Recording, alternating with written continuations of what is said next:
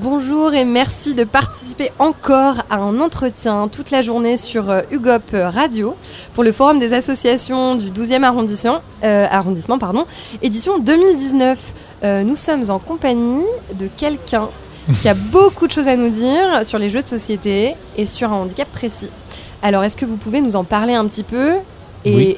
C'est quoi le nom de votre association ? Eh bien, bonjour, je suis Xavier, je suis le président de l'association Accessi-Jeux, qui est une association qui existe depuis, on va fêter nos 5 ans là en janvier prochain. Joyeux anniversaire. Voilà, merci beaucoup.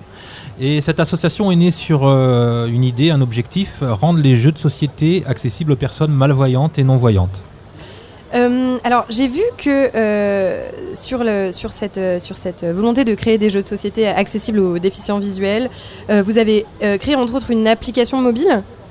Oui, c'était l'idée fondatrice un peu de cette association, c'est que en jouant avec des amis, moi étant malvoyant et des amis pas du tout malvoyants, on s'était dit qu'il y aurait peut-être des choses intéressantes à trouver, à développer pour éviter de systématiquement mettre des gros coups de feutre sur des cartes parce que moi je les voyais pas bien, etc. C'était ça le système pour essayer de se repérer par rapport, par exemple, est-ce que vous pouvez nous donner un exemple de jeu qui était difficile ou que vous deviez adapter et que avec vos amis et que maintenant vous avez recréé et qui est tout à fait adapté aux personnes malvoyantes et aux déficients visuels?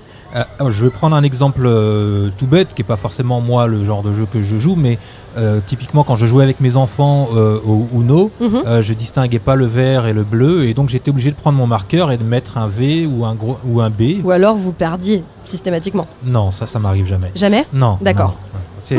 Sauf quand tous les adhérents de l'association se liguent contre moi, puisqu'il faut faire tomber forcément le président de l'association dans les soirées jeux, c'est un objectif. C'est normal, j'essaierai de faire la même chose. Très bien, d'accord. Alors, sur quels appareils elle est toujours disponible, cette application? Oui, elle est disponible. En fait, on travaille beaucoup avec les repères tactiles. Pour adapter les jeux. Logique. Mais pour tout ce qui est texte sur des jeux avec du texte, avec des effets, des personnages un peu compliqués, c'est compliqué de faire ça de façon tactile. Du coup, l'appli nous permet, en scannant les cartes, d'avoir le contenu des textes. D'accord. Voilà. Et donc, c'est disponible sur Android, Windows, toutes les... Comment elle s'appelle ? Elle s'appelle Accessi-Jeux. Tout simplement. Voilà. Accessi-Jeux, donc A2CE2SIGJEUX. Oui. Tout simplement.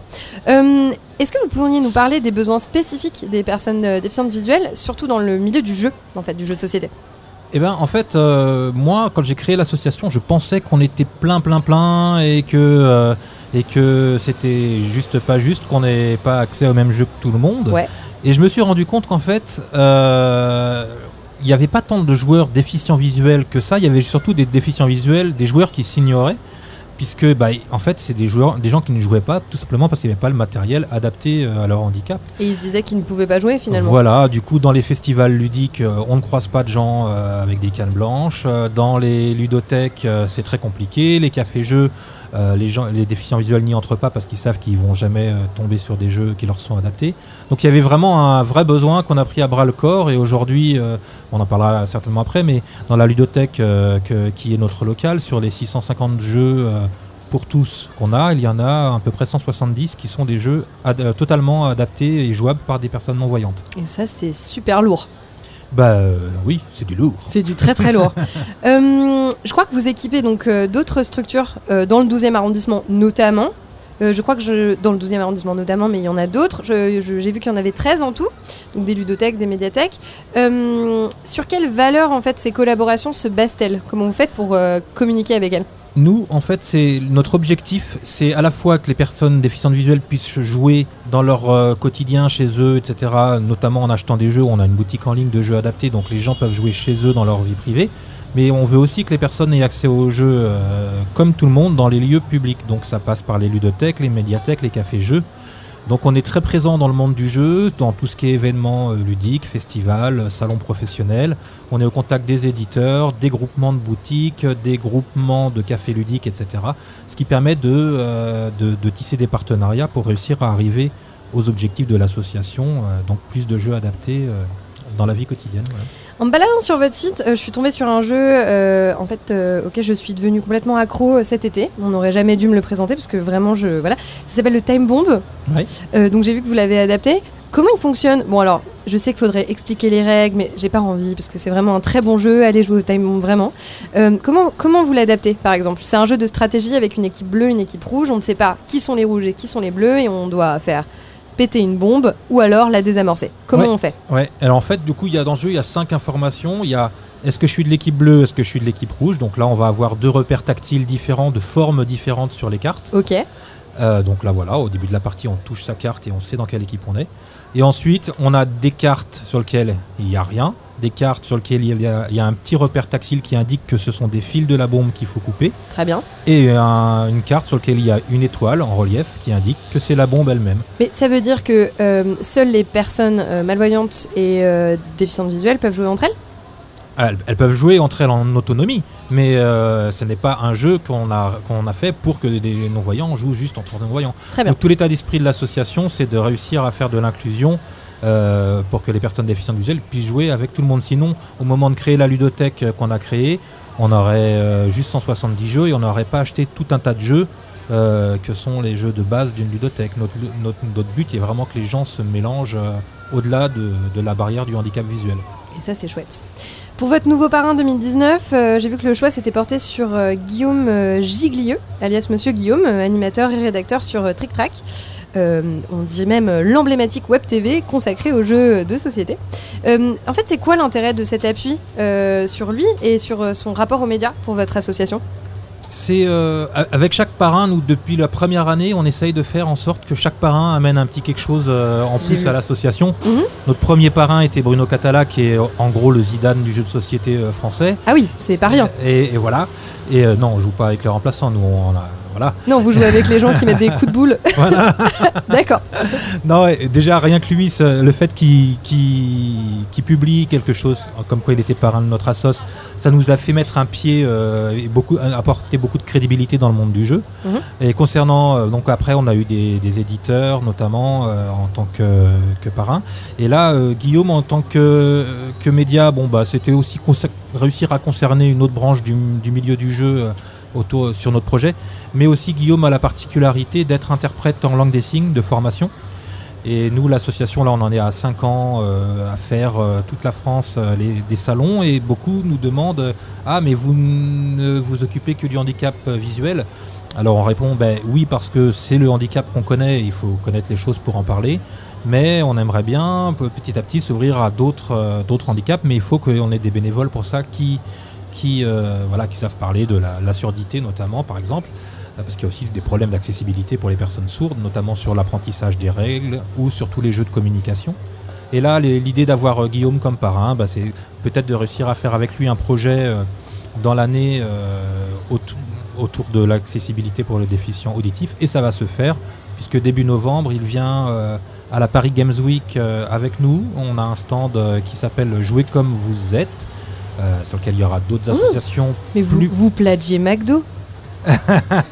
C'est pas nous qui plagions, c'est les organisateurs qui nous invitent à cet espace-là. D'accord. Et l'idée, c'est que c'est un espace dans lequel il y aura le jeu vidéo adapté à tout type de handicap, puisque c'est à Paris Games Week, c'est plutôt axé jeux vidéo. Mais ils nous ont conviés à venir nous présenter notre boulot, et là Guillaume va venir animer une partie de jeu de rôle qui sera à la fois accessible aux déficients visuels de par son matériel et qui sera en plus traduite en langue des signes, donc on pourra faire du jeu de rôle avec des personnes avec des profils totalement différents.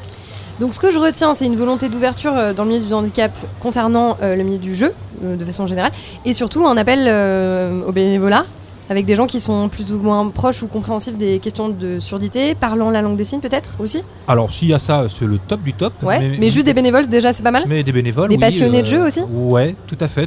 On a plein de missions différentes à l'association, puisque on a ouvert il y a 2 ans la ludothèque qui se trouve proche de Bercy Village, donc là on a des permanences, on est ouvert de 14h à 19h tous les jours, y compris le samedi, donc des fois on n'est pas contre un petit coup de main quand on a des animations au sein de la ludothèque, puisqu'on est tous bénévoles sauf une personne. Et puis aussi, tout ce qui est boutique de jeux adaptés, les jeux, il faut les adapter. Donc on a des bénévoles qui se réunissent à l'association tous les lundis soirs. D'accord. Et qui adaptent les jeux de société en fonction des commandes, soit des particuliers, soit justement des ludothèques, des cafés-jeux qui nous commandent des jeux. Très bien. Alors j'ai une dernière question pour vous. Je pense que c'est ce que tout le monde est très intéressé par cette question. Vous êtes un spécialiste du jeu, apparemment. Vous avez une suggestion de méga super jeu trop bien à nous conseiller ? Alors, je vais vous parler du dernier jeu que j'ai découvert cet été. C'est un jeu pas vraiment accessible aux déficients visuels pour le coup. D'accord. Mais j'y ai joué en famille et il y a des jeux comme ça fonctionne quand on décrit les choses. Du moment qu'on n'a pas des actions cachées, des cartes cachées en main, ça peut fonctionner. Et ce jeu donc s'appelle Les Couleurs de Paris. D'accord. Et c'est un jeu dans lequel on va incarner un peintre, parmi tous les peintres un peu connus qui existent. Et il va falloir peindre des tableaux et pour ça du coup gérer comment à chaque tour, est-ce que j'ai plutôt intérêt à avoir un meilleur matériel pour peindre, ou est-ce que je vais aller acheter ma peinture, ou est-ce que je vais aller choisir le tableau que je dois peindre, etc. C'est un jeu de gestion comme on appelle. Donc finalement c'est intéressant que c'est un jeu qui concerne en fait un peu le visuel, la peinture, tout ça, et en fait c'est tout à fait adapté pour pouvoir y jouer si vous avez ah oui, alors là pour le coup, même sans voir, si vous voulez. C'est formidable. Comme par exemple on a un tableau sur lequel on nous dit il faut pour le peindre 6 cases rouges et 3 cases jaunes, il suffit de récupérer les petits cubes en bois de la bonne couleur, mais ça quelqu'un qui est à côté de nous peut le gérer. À la ludothèque on a aussi bien des jeux qu'on a adaptés avec des repères tactiles pour que les gens soient autonomes, mais aussi des jeux qui fonctionnent quand il y a justement des bénévoles à côté qui font la description du jeu. Très bien, alors donc c'est absolument formidable. Vous vous appelez Accessi-Jeux. Le mot de la fin peut-être ? Le mot de la fin un mot, seulement un mot. Un mot. Jouons. Jouons, d'accord.